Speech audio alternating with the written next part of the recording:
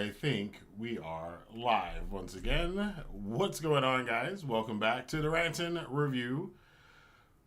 And we're doing the Random Review podcast again this week. Yeah, we were off last week. Obviously, last Sunday was the Super Bowl, so I wasn't streaming last Sunday. I was watching that interesting game, as it were. But probably most of it was about the halftime show. I think what everybody really cared about. But, it was fun. It was good. I enjoyed the time with people. But we are back. Another week of wrestling, another week of wrestling news, another week of really crazy, silly things happening, and us talking about them. But, of course, if you're new to the channel, as always, the like, subscribe button and all that stuff. If you're viewing this on Twitch, of course, you can always give us a follow, give us a join, and we'll see what's going on from here. So first off, I want to talk today about last night's event, or one of last night's events, the AEW event. All Elite Wrestling had their Grand Slam Australia show air on Max, and I can't remember the TBS or TNT, whichever one Collision is on Saturday night. It was pretty late, a little bit of a late start because of the game before it, but I've got a lot of thoughts about that show. I got a lot of thoughts about what that show says about a lot of things. What's up, Bishop07? How you doing? Kareem, good to see you again. And let's just go over the big highlights. Obviously, Toni Storm makes history. She is now a 4-time AEW Women's Champion. She made her big return in her home country. The timeless Toni Storm gimmick was on full bloom. They did the full presentation, full court press on it. The match is pretty good. She wins with an inside cradle, and you can see as I love the look of Mariah May's face. She's like, no. They're so over dramatic and fun, but Toni Storm and all of that she got going on there in that outfit, but she is now a 4-time women's champion. That was pretty cool. I enjoyed the entire show. It started off with Kenny Omega and Will Ospreay against the Don Callis families, Konosuke Takeshita and Kyle Fletcher, and that show got it off to a great start. I didn't know much about the show as far as attendance-wise, because I look less into that stuff now than I did a couple years ago.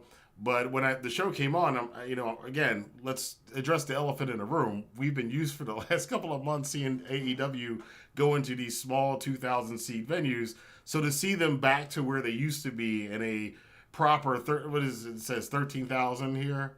Well, they didn't say what the return would be for AEW Grand Slam Australia. Performed relatively well, so they are coming back to Australia. That was already announced. WrestleTix reported roughly 11,000 tickets sold at the Brisbane Entertainment Center, which has a capacity of about 13,000. Dave Meltzer reports on the latest Observer that the Front Gate is the third highest AEW show in its 5-year history, surpassing Forbidden Door 2023. So they upcharged for that one.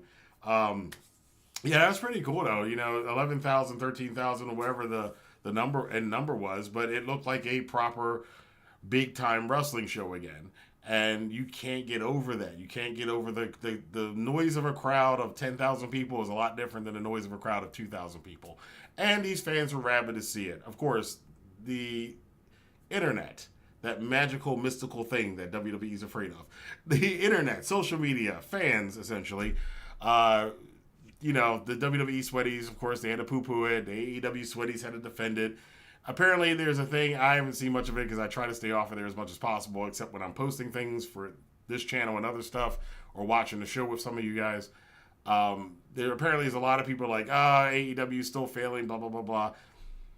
My takeaway from this show is that you can see, and I've said this for a lot, there's like very little difference at this level between AEW and WWE as far as the content is concerned.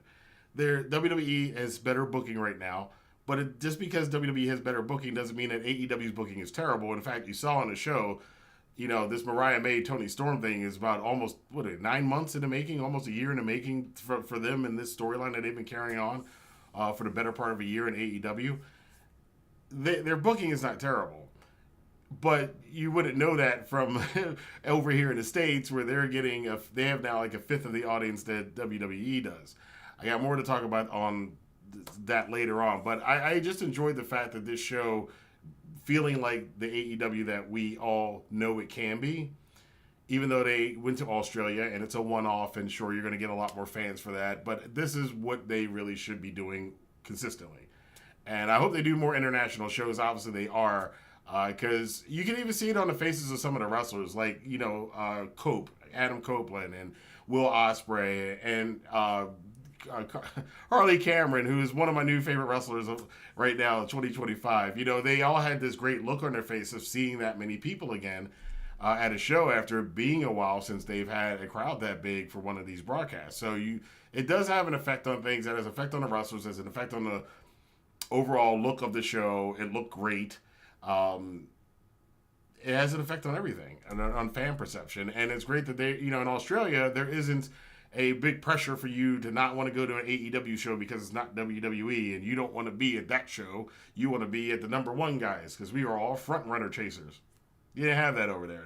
Those people were there. They were excited. They were into every single match. They got a lot of great matches to watch. Like I said, Takeshita and Fletcher fell to Omega and I almost said Okada. Omega and Ospreay. Ospreay has now challenged Fletcher to a cage match at Revolution. I can't wait to see that one. So this is going to be the third, number 3. So they're 1-1. This is going to decide the feud between Fletcher and Ospreay, and I think they're going to tear down the house on that one. I'm loving that booking. Kenny Omega is going to be challenging Takeshita. Now, Kenny is 0-2 against Takeshita. Of course, Don Callis will never let us forget that Takeshita beat Omega, or pinned Omega, twice in 1 week.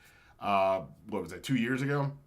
So Takeshita, being the international champion, is going to defend it against Omega. I'm still looking to see how Omega and Okada's paths are eventually going to cross come All In this summer. So keeping an eye on that. Are we going to merge the Continental and the International Championships? Maybe. Who knows? A lot of other stuff came out on this show. Like I said, Harley Cameron, she challenged Mercedes Moné. I enjoy Harley Cameron stuff. You could tell she had some nerves in that match. There were some nerves in that match on some of the spots that she was running, but she overall did a great job. Her promotion of herself and this match has been just spot on. Love this for her. She's definitely going to be a rising star. She's already early contender for Most Improved Wrestler of the Year in 2025. I think she's probably going to be on a lot of people's lists, barring anything bad happening to the end of the year. Okada with that amazing new, do we have it? This amazing new entrance of Okada. This thing is... I gotta be careful with these because WWE wasn't happy I was sharing their tweets before. But this is Okada, his new... I'm not gonna play the video, but this is his laser Rainmaker laser. That looks badass. That looks badass. Hey, they're responding to the things that, some of us say. WWE's production, they've been kicking it up in a production-wise. AEW's slacking a little bit, but that's pretty freaking badass right there. So hopefully that continues. Increase the production quality. Look at Harley Cameron's awesome. This is another cool moment. The crowd, they chanted, they started singing along to Adam Copeland, Edge's music. The whole chorus. They did the whole chorus. And you can see Cope not coping well with it. He started choking up a little bit, and then he got really excited. And like I said, that kind of stuff is awesome. That kind of stuff is amazing. That is what AEW is kind of about on many different levels. Oh, yeah, that's right. Buddy Matthews in his match with Okada used his main squeeze's move. We caught that. We caught you using Rhea's move in that match in an effort to get the championship, but he didn't get it, so it's okay. And there's a shot from somebody in the audience. That's a pretty awesome shot there. It's a pretty awesome crowd. So good on for AEW. They need this. They need this kind of a shot in the arm, and they just need this visuals for these guys to have, to be at shows that look like this again. That's and this isn't a pay-per-view. This is a build-up show, but it's a good show. And the overall show I enjoyed it from start to finish. It kind of felt like, maybe because it was on Saturday night, it felt to me a lot like WWE Saturday Night's main event shows. Like, yeah, there's some, not quite B-level story. There's some A-level stories and B-level stories, but it's not like pay-per-view level, but it's not Dynamite level. It's in between, which I like. If they can do this once a quarter, I think that'd be awesome. They go to a different country and do this kind of a show. I think that'd be awesome. Let's check out here in the chat what you guys got to say here. Oh, a whole bunch of you guys in here. Oh my goodness. Oh my goodness. Oh my goodness. I'm going to pick up, I've lost some of them, so forgive me if I haven't read yours. I see Scotty Boy's up first here. Australia fans were mad at Moxley for winning against Cope. True, but it serves a storyline. Jay White had a very bad idea of getting him and Cope in a Brisbane street fight against the Death Riders, or the D Riders as Jay White calls them, and they got their asses whooped because it was 4-on-1. And Cope got choked out by Mox. These guys with these names, Mox, Cope, they're worse than Vince. Vince used to be bad. No, we gotta give him razz for this, right? The complaint used to be that Vince used to shorten everybody's names because it's too complicated to say Adrian Neville. It's just Neville. Well, John Moxley and Adam Copeland have one-upped Vince on that by going by Cope and Mox. So, just in all fairness, we gotta call him out on it. I'm sorry. Karim says, my fantasy booking is Omega beats Takeshita. Oh, gosh. Stop moving. Takeshita at Revolution and then faces Okada at All In, where they merge the International and Continental Championships. That looks fab. Says Scotty Boy Bree, how you doing? Says, Okada's entrance feels like his old one from 2013 with the green lights. Good call out. We got David Venturi here. Was so fun singing along. Apparently you were at the show. Congratulations on that one. Really good. Sumo Pocket 34 said there's going to be a bidding war for Harley when the time comes. Absolutely. Remember, once again, it's amazing how many couples in wrestling have one of them's in WWE and the other one's in AEW. I think it's her husband or boyfriend or whoever her partner is. They apparently are or were in WWE's developmental system. I don't know if they were in NXT or whatever. I think the guy was a boxer or something. I can't remember. I remember vaguely seeing something about it, but you guys will probably know better than I would. But yeah, I mean, WWE's trying to bring all the couples back together. You know, they got Andrade back over with Charlotte. They get Malachi back over with Vega. I don't know if they're going to get Buddy because they looks like Tony Khan's definitely going to be pushing Buddy Matthews pretty soon. So we'll see how that goes out. DJ Crimson Steel, how you doing? It said, I went through a wrestling dry spell until last night. Grand Slam had me interested in watching Revolution next month. I'll probably order it as easy as an early birthday present for myself. Congratulations. Enjoy yourself, man.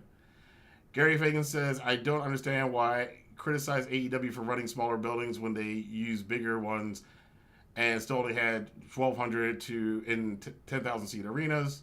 They are just being realistic and it looks better on TV. That's debatable. I mean, it looks better on TV in some degrees. You know what looks better on TV? Having 10,000 people in a 10,000 seat arena. Because there is the thing that AEW has been trying to avoid for the longest time is that they are a new TNA. And when you're at a little tiny place with fewer people, it's going to it sounds different. It sounds smaller. It looks smaller. And there's less you can do. You can't do this kind of stuff. You're not going to have this shot. You know, and especially for the West. Unfortunately, or fortunately, however you look at it, there is a FOMO thing with people. There is a front runner chaser thing. There's a lemming thing that is rampant in our community. It's been like this for a while now. That this kind of stuff, this kind of stuff matters. Having a scene like that matters to them. And if you do a smaller venue, yeah, it looks better because there aren't empty seats and big hollow empty black spaces on the screen. Yes, in that case, but at the same time, it's still a smaller venue. So it's going to feel smaller and feel small time. That's just the reality of it. I'm going to get to, in fact, let me get to that. That's a good dovetail into what I was going to say here is that I'm wondering here because Australian fans are watching the same show we're watching. So clearly they don't think the show is terrible. So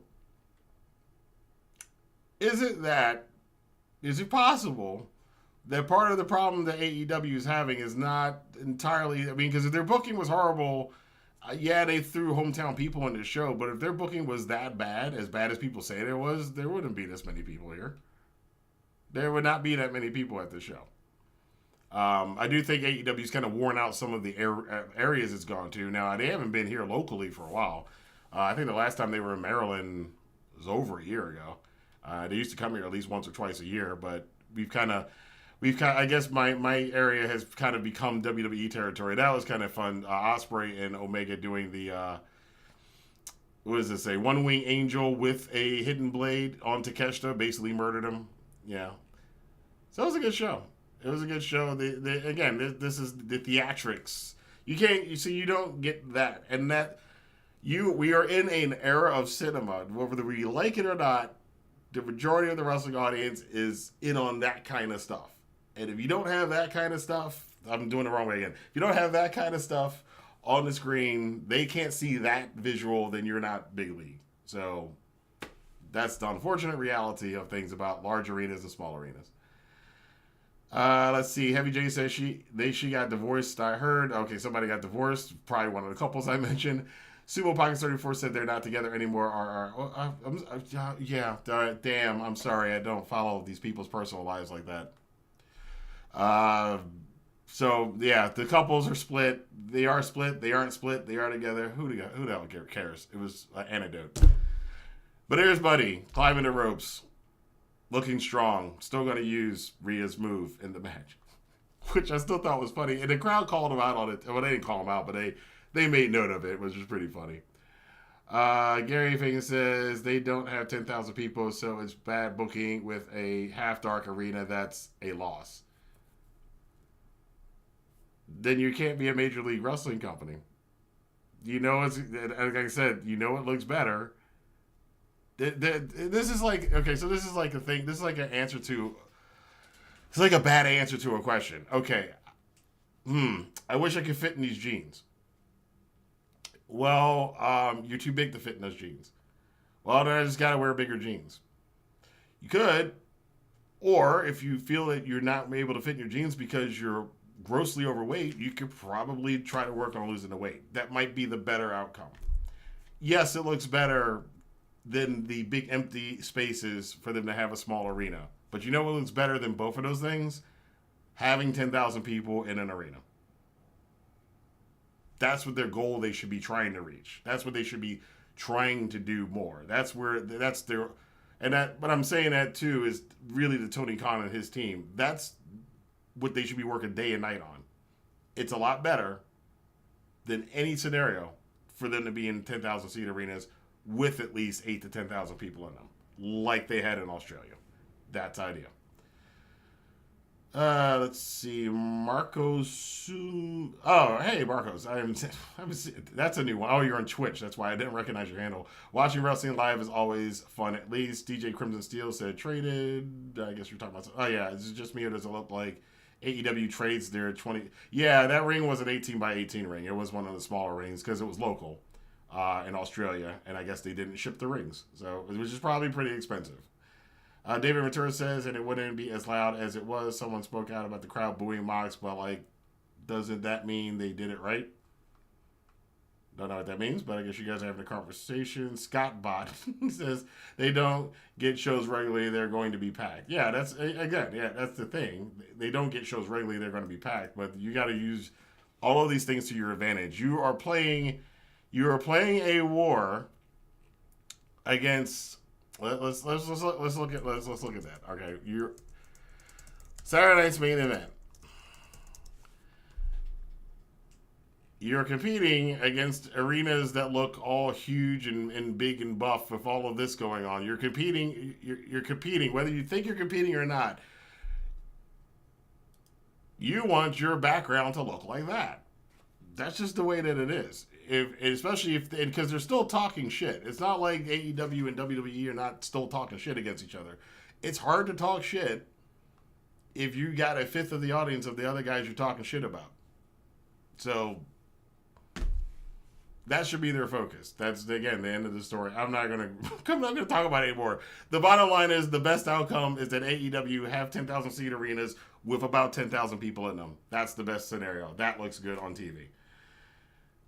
Oh, what is this guy? This didn't age well. I don't want to know what this is. What is he yelling about? Oh, Ricochet is trolling the Busted Open guys. That's. Oh, should we? I haven't. All right, I want to listen to this. I'm going to listen to this just to see what this is. Whoa, listen to that reaction. Right, but does any thought go into this at all? Bunks. Fletcher 6'4.5". Shoulder tackle of his own. Hold on. Kyle Fletcher, right? Got to get him involved in the match because he's from Australia. So nothing's going to be better than your baby faces and your heels and everybody cheering your heels because Kyle Fletcher is from Australia. Does anybody in that company think? Like, do they think? Dear God, nobody knows what the fuck they're doing. They don't know. I've defended. I'm on my knees right now. I'm on my freaking knees. I have defended this company for years. No, you have. All right, stop the cap. That's see, and this is part of the reason I'm retiring from doing this, because I don't want to ever get to that age and be a grown ass man with a bunch of toys in the background of my how old is this dude? Carrying on like that over pro wrestling?